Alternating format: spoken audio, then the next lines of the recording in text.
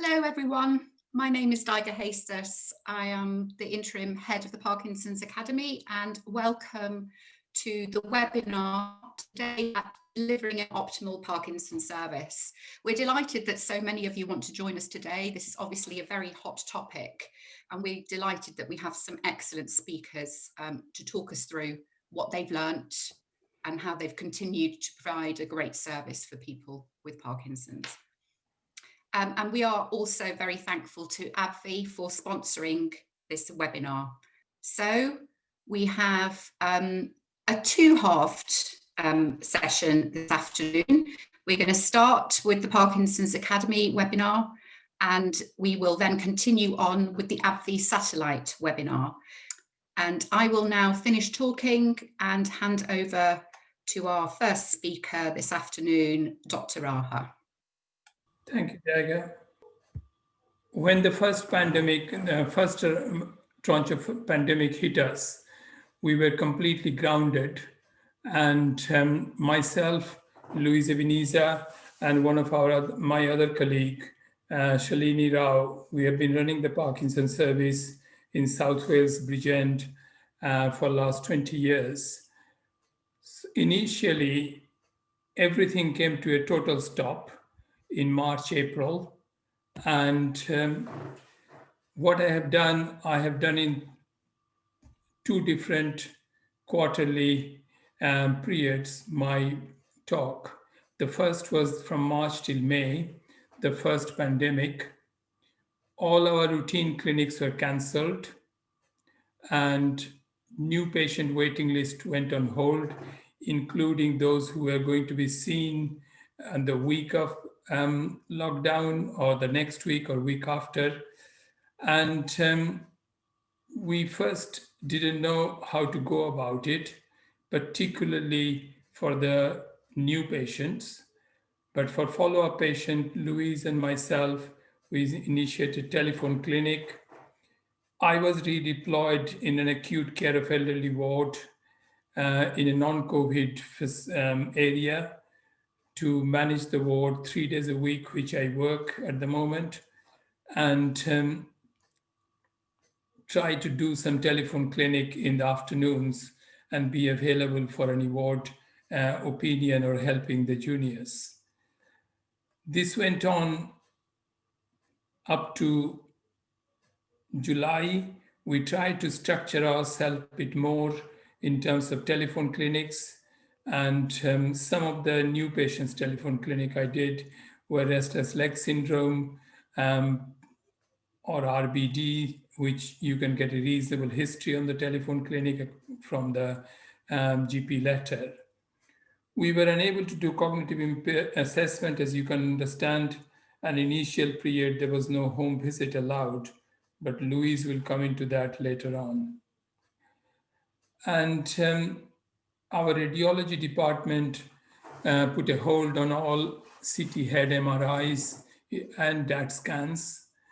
And it was quite challenging not having those facilities available.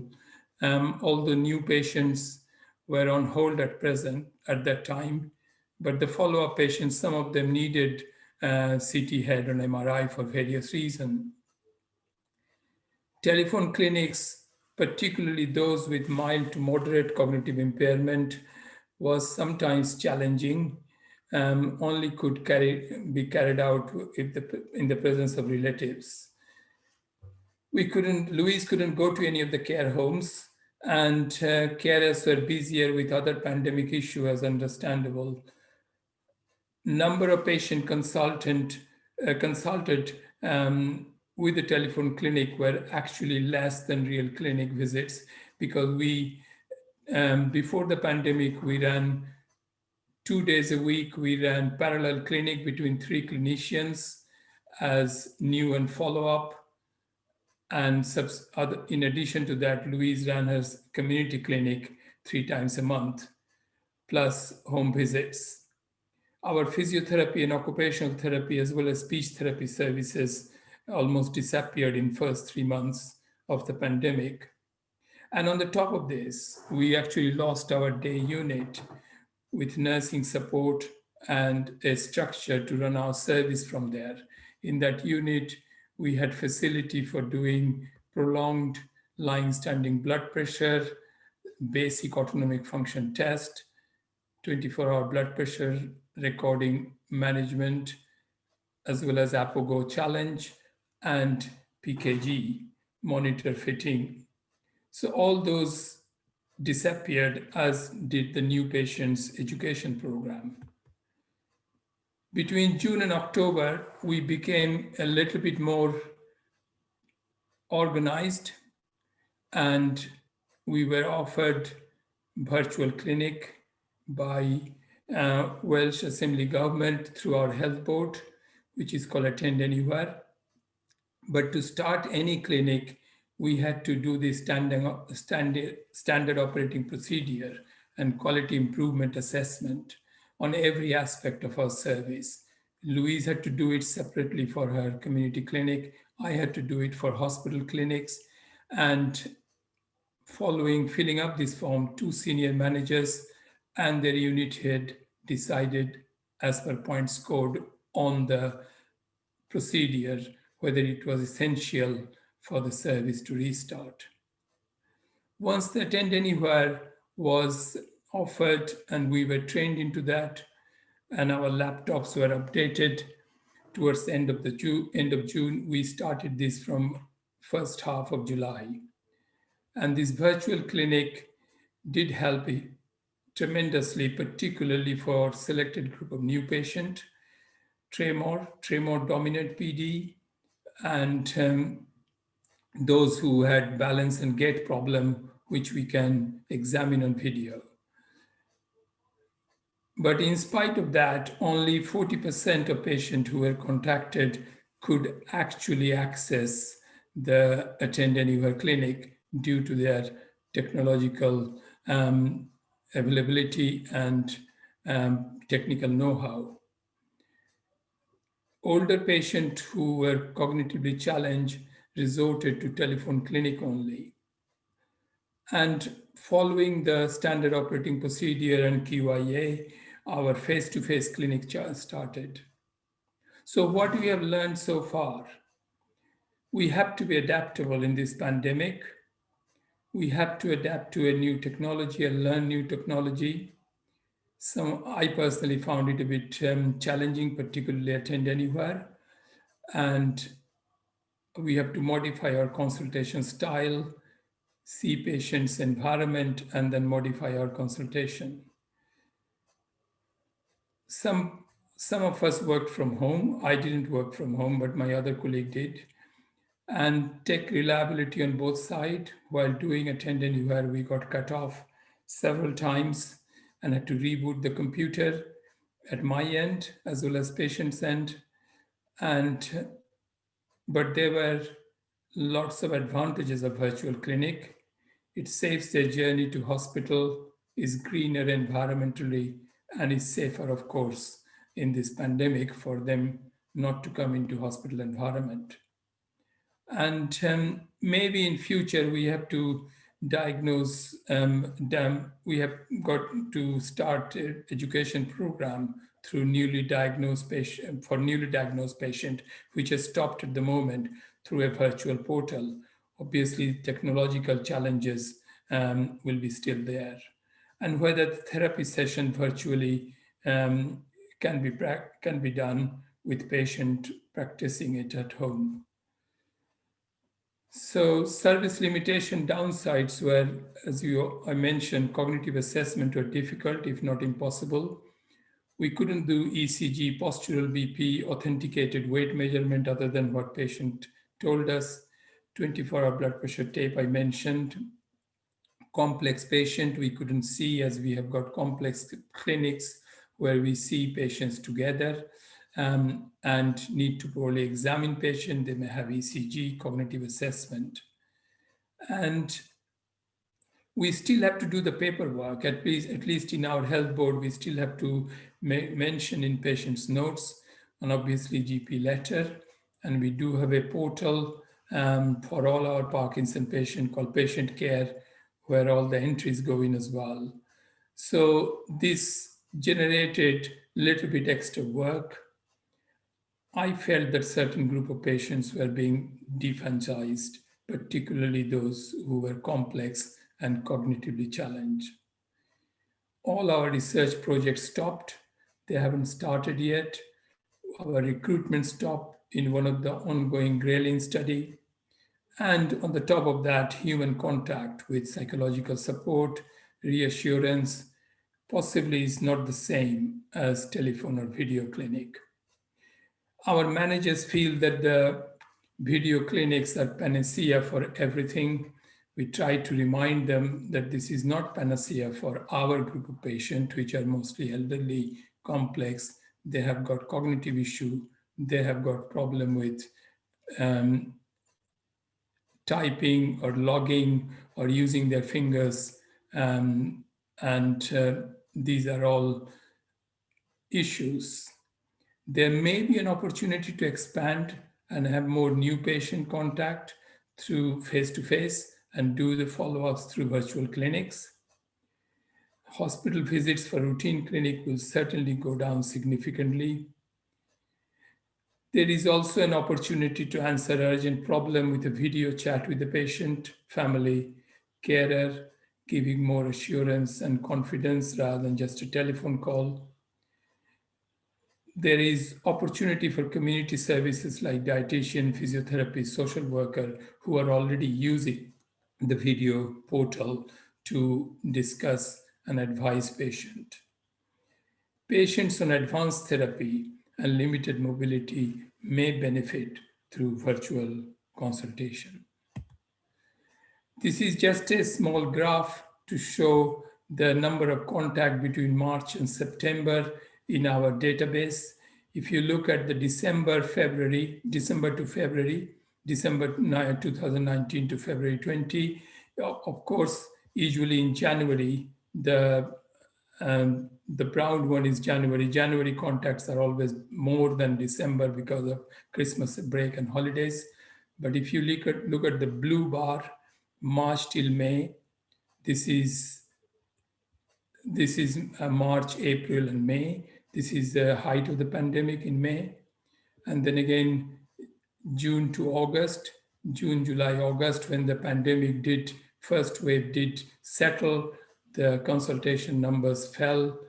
And then again, we have got the second peak coming. And here, this is October, the blue one.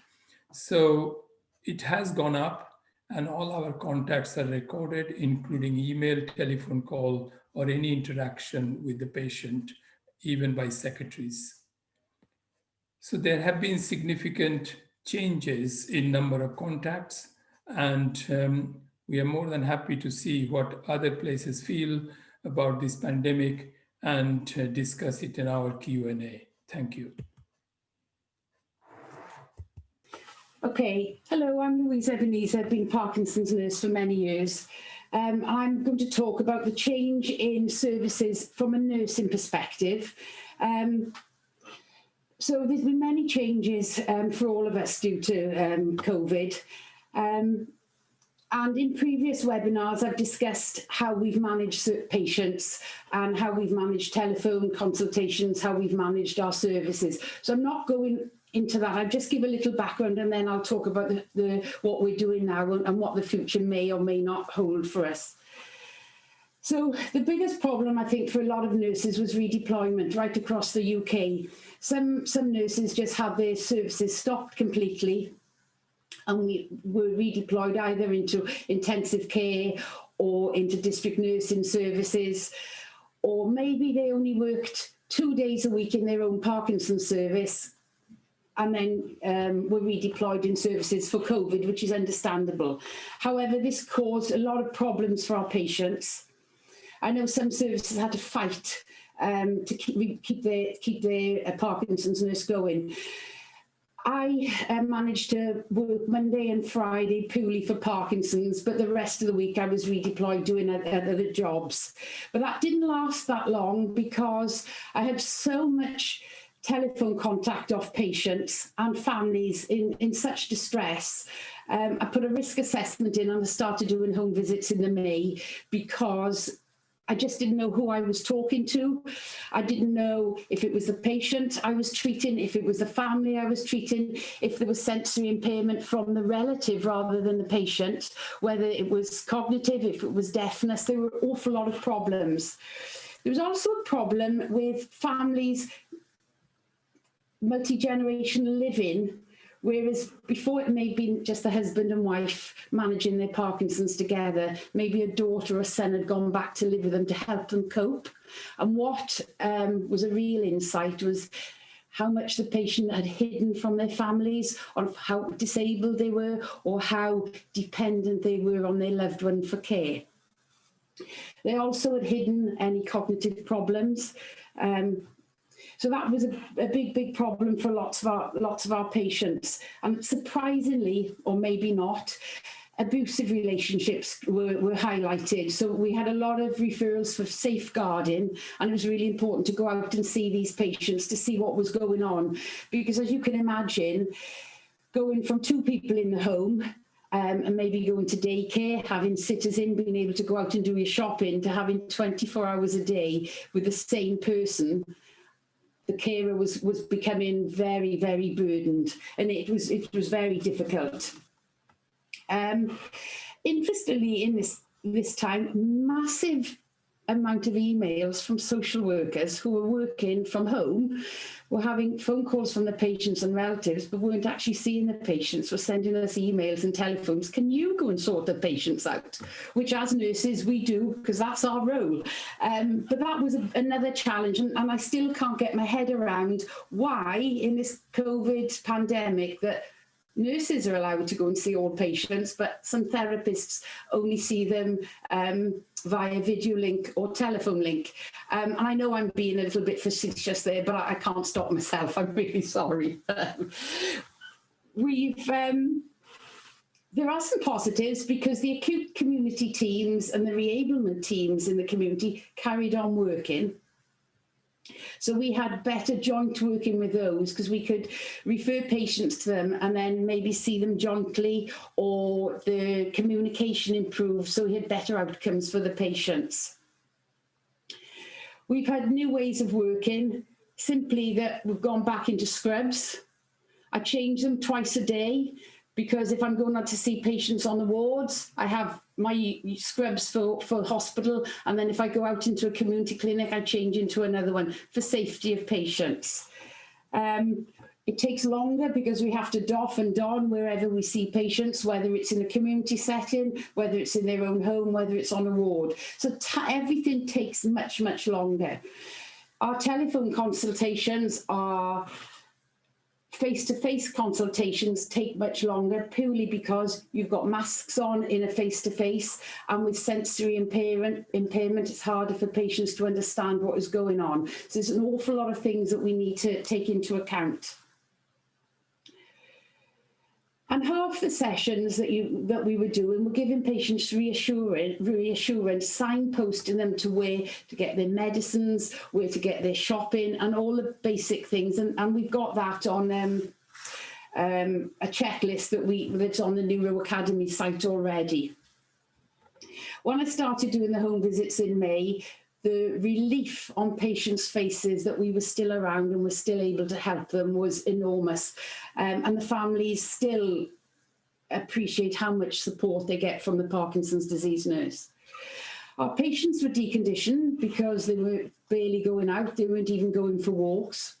So the biggest exercise they were having was climbing the stairs. So we were actually giving them exercise sheets, as well as referring them to physio for exercise. But we also signpost them and the families to all the online resources, which I'll talk about a little bit later. The biggest problem with the deconditioned patients is when they have come into hospital, they're taking longer to recover, whether it's a COVID-related illness or if they come in because of a urinary tract infection. They are far more disabled coming into hospital than they would have been before. So they're taking a lot longer to actually discharge them. The communication tools have been invaluable. So as Dr. Raha said, Attend Anyway, which is our video consultation, our face-to-face, our telephone consultations. We also have emails, which patients email. We have something called Patient Knows Best, which is a secure online email facility that patients can contact. We can video call them, and we can have emails via this, and it's all safe. And obviously we have wearable technology, which I'll talk about later again. It gave patients and their families greater choice and greater flexibility, because if there were relatives still working, we could have a video call later in the day, or we could schedule our appointments when the families were there. Many of my patients I've done attend anyway while they're still in work, so they can have half an hour from work in a private setting to undertake their clinic appointment, which is great when you're working, that you don't miss any time. So there are still a lot of advantages of the technology being forced forward.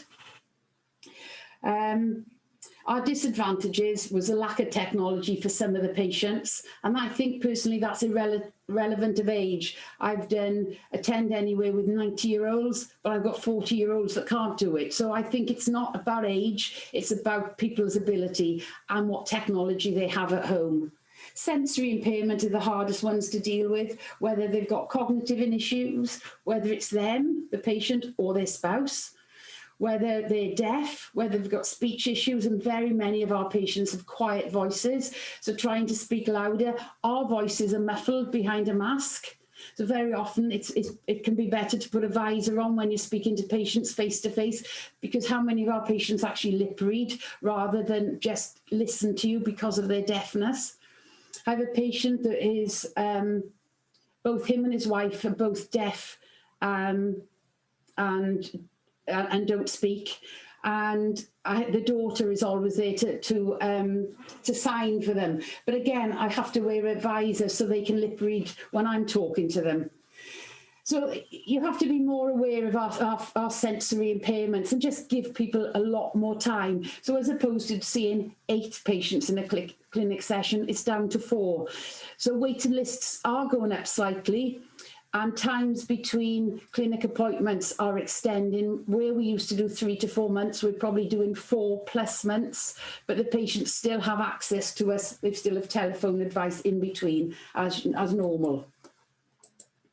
So the positives of digital transformation, it's just leapt it forward by years. I know it was coming, but it's leapt it forward, and many patients are open to new ideas.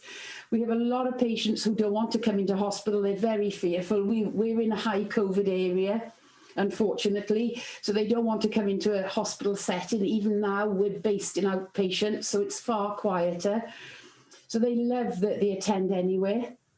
If we want to do a non-motor questionnaire, I can send that by email or send it in the post, and we can discuss it in our telephone conversation, or we can discuss it at face-to-face or virtual, so we know what the problems are. So we're digging a little bit deeper into our questions where we would normally on a face-to-face. I'm using far more assessment tools on a regular basis, as opposed to as and when needed. That makes it easier for me to understand what the patient's problems are, especially all the non-motor symptoms which are highlighted, such as your anxiety, your depression, your visual hallucinations. They have significantly increased. It's increased communication with hospital pharmacists, and whenever you hear me talk, I'm always praising hospital pharmacists, because they're our ideal first line of communication, because they know somebody has come in from the medication chart and they call you to say, is their medication correct? But also the community pharmacists and the pharmacists in retail are working relationship has significantly got closer, because I can ring them on a daily basis. Very often a patient will come in, forgotten their medication, or we're on a telephone line and there's nobody there to go and get their medication, or they're not sure what they're on. So I can always ring the community pharmacist. They will give me a list of medication and I ring the patient back. Okay, it takes longer, but then we're clear of what they're taking, because that was a big problem in the beginning. We didn't know what patients were actually taking. We're about to sign up to something called Consultant Connect, and I think it's a national facility that consultants can ring teams, GPs can ring the specialist teams wherever they're based for a quick response to a patient that may be in their clinical setting there and then, whether it's a video or whether it's face-to-face, to check which area they should refer the patient. So it's making access more rapid and more speedy. Patient feedback has been great. They're thrilled to bits that we've still got a service going. They're thrilled that they're still being seen. And I'm spending a lot more time with them because our conversations need to be more in depth. And it's not only about their Parkinson's, it's about their lifestyle and lifestyle choices. Signpost them to a variety of sources, such as Parkinson's UK, which is invaluable, EPDA, Cure Parkinson's, PD Warriors. There's loads of online resources and loads on social media, which patients are accessing. And our local national exercise referral scheme, specifically for PD, is on hold. But what they've done is put exercise sessions twice weekly to the patients via a telephone call and an information sheet, and they've just gone on to Zooms. The patients are loving it. They've been given a strict criteria of how to follow, where to put their telephone or where to put their video, that they've got room to exercise, and the patients have found that invaluable. And our local neurophysio is referring them to Power for Parkinson's, which is a YouTube facility for exercise. I had a telephone call with a lady today, and she feels that the biggest problem for her is not exercising. And I again explained to go and walk every day, but she wants to go back to her gym. But her biggest fear again is fear of contracting COVID and being in contact with other people. And it's the biggest frustration they have, that they can't actually, or their fear and their anxiety is preventing them to going out. So then they're far more deconditioned, and their mobility, and then it's leading to increased falls and increased attendances in A&E, or because of the fear they won't go and they're becoming ill at home and not contacting anybody. It's a bit of a double-edged sword, really. Sleep has been a massive problem. And again, online resources such as Mood Zone and the Sleep Foundation. Social services shut down initially.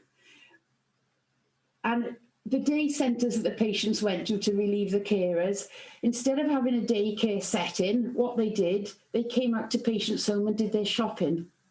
And they become sitters for patients rather, so they all had a risk assessment, and they went in to sit for patients to give the carer an hour, half an hour, 2 hours respite, which was invaluable. And now what they're doing, some of the day centres have restarted, small numbers, but they're also taking patients out for a ride in their minibus, so they're giving the carers some respite, especially those in the complex stage and those with cognitive impairment.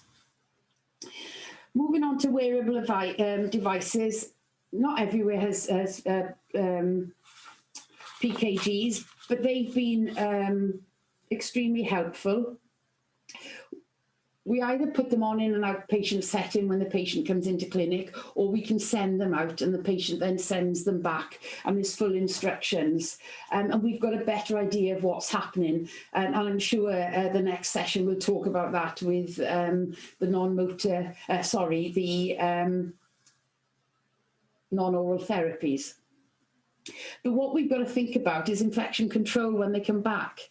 So they're always clean, but you just have to remember when you're taking them out of their package, you should have a glove on to make sure they're cleaned and decontaminate them.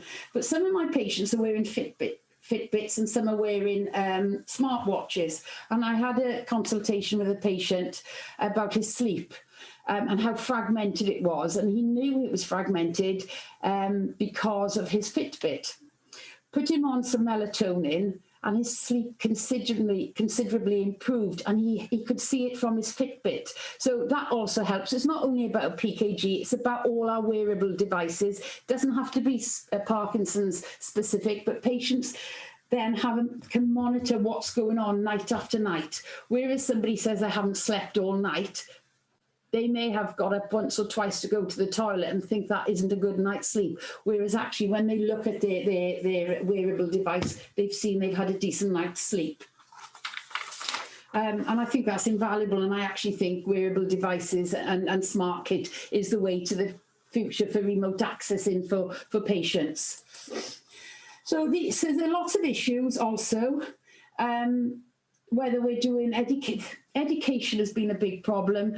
So new patients still have their counselling session, and it's done in outpatients now on a one-to-one, and they have an hour session. So that's still there. They're diagnosed and then they're booked in for a one-to-one session with me. But the biggest problem, they're missing out on the networking with other patients.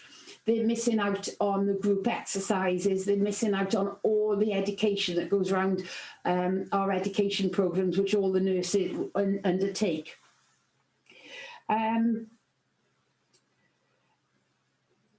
We also have to give an awful lot of information about lifestyle, as opposed to we were giving it more generalised in a group. It's targeted on a one-to-one basis, and positivity is the key, trying to keep them buoyant and keep them upbeat. As you all know, vitamin D is low in the Northern Hemisphere, but especially in Parkinson's patients. So we've asked all our GPs if they would consider prescribing vitamin D and calcium for all our patients, and they've all agreed. We talk about exercise, healthy eating, mental health. I've become a peer vaccinator for flu, so I vaccinated all our housebound patients because they're quite low down on the list, because they're not always on a district nurse's caseload. So I've done their vaccinations. The biggest problem is not always being able to do the carer, so they've still had to find a sitter for their flu vaccine. So that's changed slightly, so I can do both of them at home. And that's been invaluable. At least they've had their flu vaccines. I've always gone into care homes, and obviously the care homes have stopped it for safety for the patients. But interestingly, communication has improved in care homes because we have a dedicated time slot. They have a letter to say which patients I'm going to assess and discuss. They've done their blood pressure in advance, sitting and standing. They've done their weight. They've got their medication, their Mars charts ready. And if they can't be there for whatever's going on in the care home, they email me a report securely so I can see what's going on with the patients. So yes, we can't always go into care homes, but I think the communication and the interaction with care homes has improved.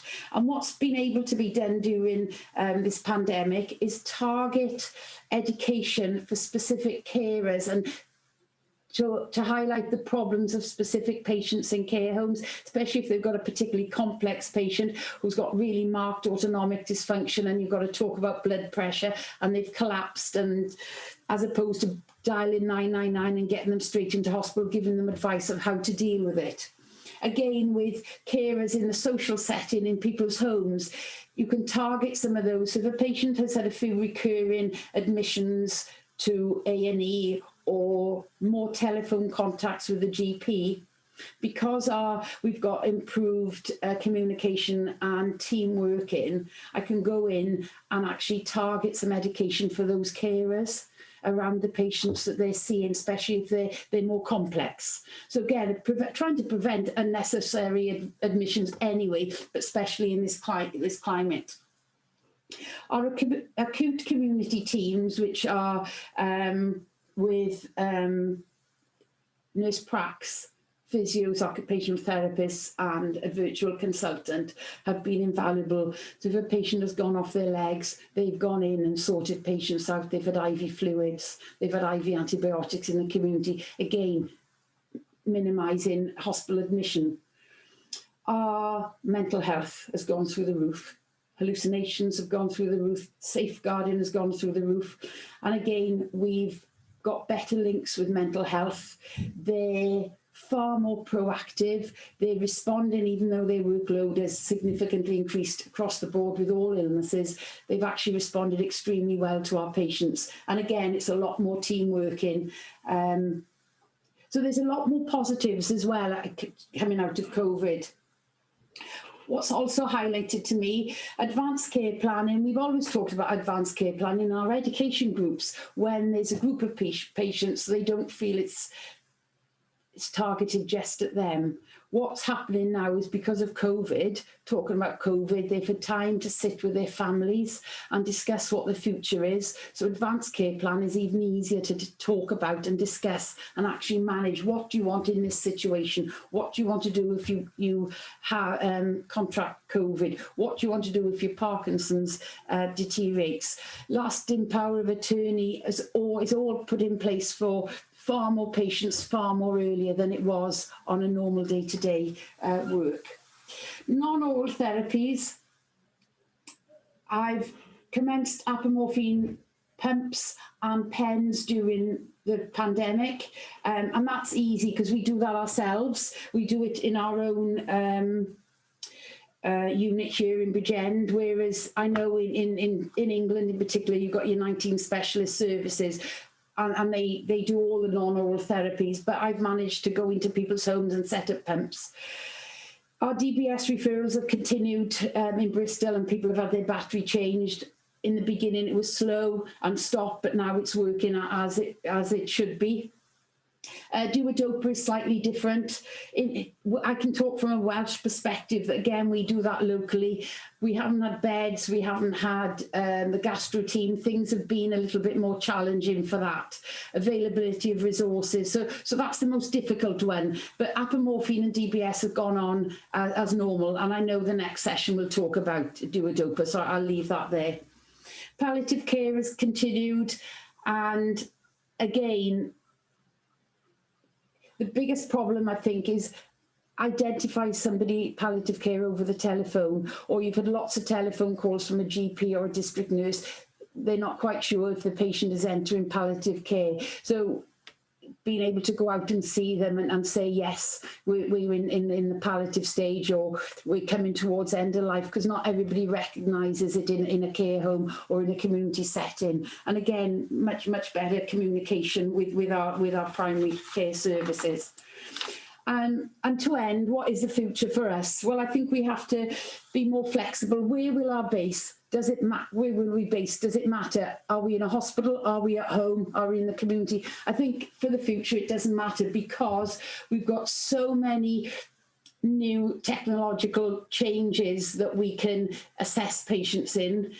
We can be flexible. What we need is a structure to our day, because otherwise the day will go and there'll be no structure. So we need to know when we go in to see patients in a hospital setting, when we need to go into a community setting.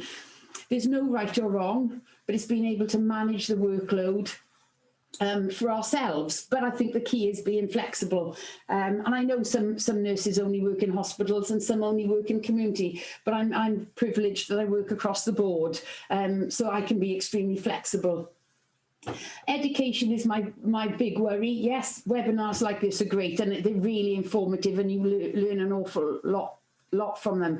But online courses, you can get fatigued by Zoom, because sitting all day in front of a computer listening to sessions can be quite tiring. So bite-sized pieces, I think, are far more beneficial for people.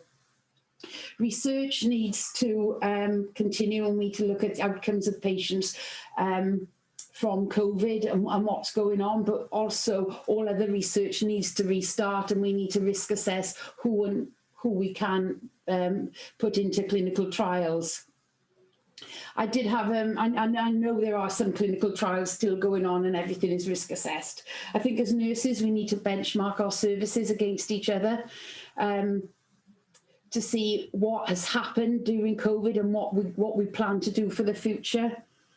And most of all, we need to look after each other, look after our well-being, and we still need to network. And that's going to be the hardest thing, of how we get re-interact with each other on in face-to-face rather than always virtual, because I think people become extremely tired by this, and you miss little nuances of conversation. Just a little plug of our paper that I wrote with Jane and Hannah about caring for patients during the pandemic. I know it's on Neuro Academy website, but it's quite a good read of how you manage all the aspects of patient care. I hope that's given you some insight of where we are now and where we're going in the future. Thank you.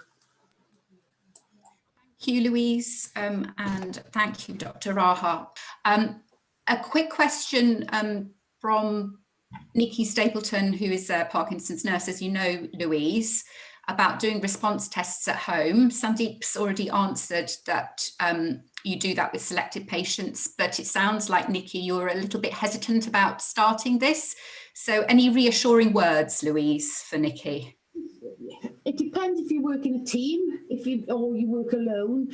But if you've never done a response test at home, I would advise taking somebody with you. So whether it's the nurses from the pharma companies, whether it's a colleague, or whether it's a district nurse who is available. So it's always about planning. And go low and slow. There's no rush. Do all your baseline tests first and monitor their blood pressure. And then give the first injection and monitor them slowly. Yes, you may have to have, you've got to be aware that people can have side effects and people can collapse. But as long as you know what to do in those situations, once you've done it once, you will gain confidence. But take somebody with you if you're unsure. Pump is much easier. You don't have to do a response test. You just set them up on a pump. Teach them, so set the pump up, start teaching them about it, and you're watching their response while you're teaching them. And again, the support nurses from the pharma companies will help you.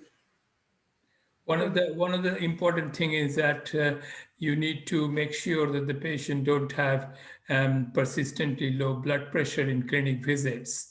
And if they have got very significant autonomic dysfunction, you may be a bit cautious doing it at home.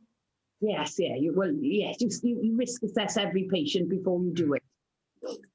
Brilliant. Thank you very much, both.